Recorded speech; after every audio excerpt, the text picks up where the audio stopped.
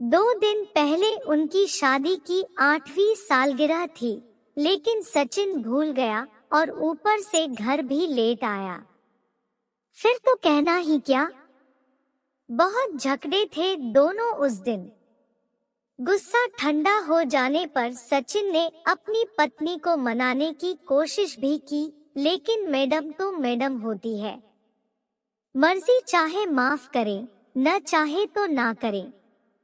शादी के कुछ साल तक तो सब कुछ ठीक था, लेकिन धीरे धीरे प्यार की जगह कड़वाहट ने ले ली और रोमांस की झगड़े ने।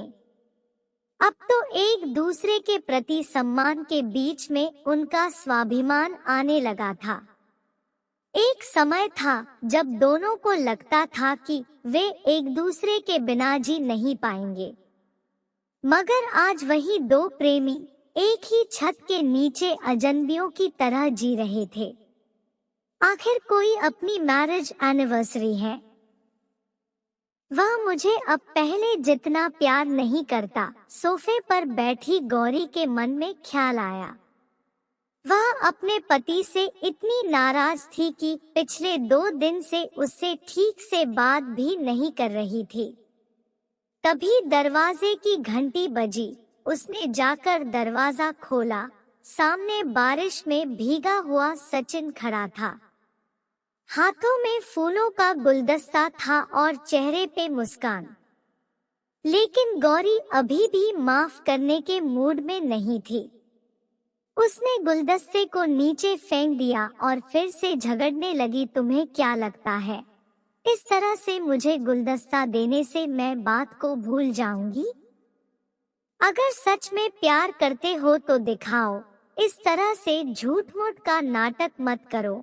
सचिन कुछ बोलता उससे पहले घर के अंदर से मोबाइल की घंटी बजने की आवाज सुनाई दी।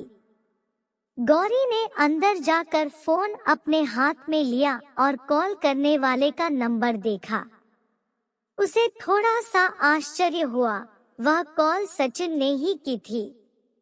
लेकिन जब उसने फोन उठाया तो दूसरी तरफ किसी अनजान मर्द की आवाज सुनाई दी। हेलो, मैं गुड़गांव पुलिस स्टेशन से सब इंस्पेक्टर विजय सिंह राठौड़ बात कर रहा हूँ। क्या यह सचिन शर्मा के घर का नंबर है? जी हाँ, क्या कोई प्रॉब्लम है? मुझे खेद है, लेकिन एक दुर्घटना हुई है जिसमें एक आदमी की मृत्यु हो गई है। हमें उसकी जेब से एक वॉलेट और एक मोबाइल फोन है जिसमें आपका नंबर होम के नाम से सेव किया गया है। हमें उसके शरीर की पहचान करने के लिए किसी की आवश्यकता है। क्या आप अभी सिविल हॉस्पिटल आ सकती हैं? गौरी का दिल बैठ गया। वह अचंभित थी। उसने कहा, लेकिन मेरे पति तो यहाँ घर पर है, मेरे साथ। क्षमा करें महोदया, लेकिन यह घटना 2 घंटे पहले ही हुई, जब वह रेलवे स्टेशन से बाहर निकल रहे थे। गौरी अपना होश खोने लगी थी। यह कैसे हो सकता है? उसने पहले किसी से सुना था कि कभी-कभी आत्माएं इस दुनिया को छोड़ने से पहले अपने प्रियजन से मिलने आती है। अपनी आंखों में आंसू के साथ वह भागती हुई हॉल में पहुंची। सचिन वहां नहीं था। पुलिस वाला सही कह रहा था। अब उसे पछतावा हो रहा था। सचिन मरने के बाद भी आखिरी बार उसे मनाने आया था, लेकिन उसने गुस्से में आकर उसके साथ घटिया किस्म का बर्ताव किया। कितनी झल्ली हूँ मैं। वह रोती हुई फर्श पर बैठ गई। उसने अपना मौका खो दिया था, हमेशा के लिए। उसे पुराने दिनों की घटनाएं याद आने लगी। वो शादी से पहले की रोमांटिक लव स्टोरी और सचिन का थिएटर के अंदर सबके सामने शादी के लिए प्रपोज करना, आधी रात को उसके लिए अपने हाथों से मैगी बनाना और अपनी बेसुरी आवाज में गाने गाना, मानो सब कुछ उसकी आंखों के सामने हो रहा था।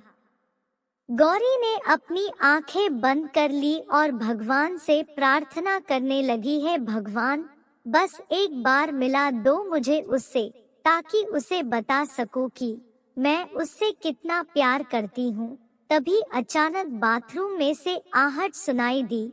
दरवाजा खुला, सचिन बाहर आया और बोला, स्वीट हार्ट, मैं तुम्हें बताना भूल गया कि आज शाम को ट्रेन में आते वक्त मेरा वॉलेट और मोबाइल चोरी हो गया है। गौरी दौड़ती हुई उसके पास गई और गले लिपट गई।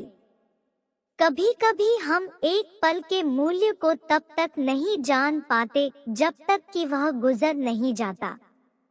अक्सर हम अपने प्रियजनों के साथ ऐसा बर्ताव करते हैं जैसा हम अनजान लोगों से भी नहीं करते। जरा सोचें, अगर आपको पता हो कि आप अपने प्रियजन से आखिरी बार मिल रहे हैं, तो क्या आप उसके साथ बुरा बर्ताव करते? यह तो सिर्फ एक काल्पनिक कहानी थी, परंतु जीवन आपको दूसरा मौका नहीं देगा, इसलिए उस एक मौके को अपने हाथ से फिसलने मत दें। और चूंकि यह कोई नहीं जानता कि वह आखिरी पल कब आएगा, इसलिए अपने प्रियजनों के साथ हमेशा ऐसा व्यवहार करें मानो आप उनसे आखिरी बार मिल रहे हो। तो दोस्तों, उम्मीद करते हैं यह छोटी स्टोरी आपकी जिंदगी में पॉजिटिव बदलाव लाएगी।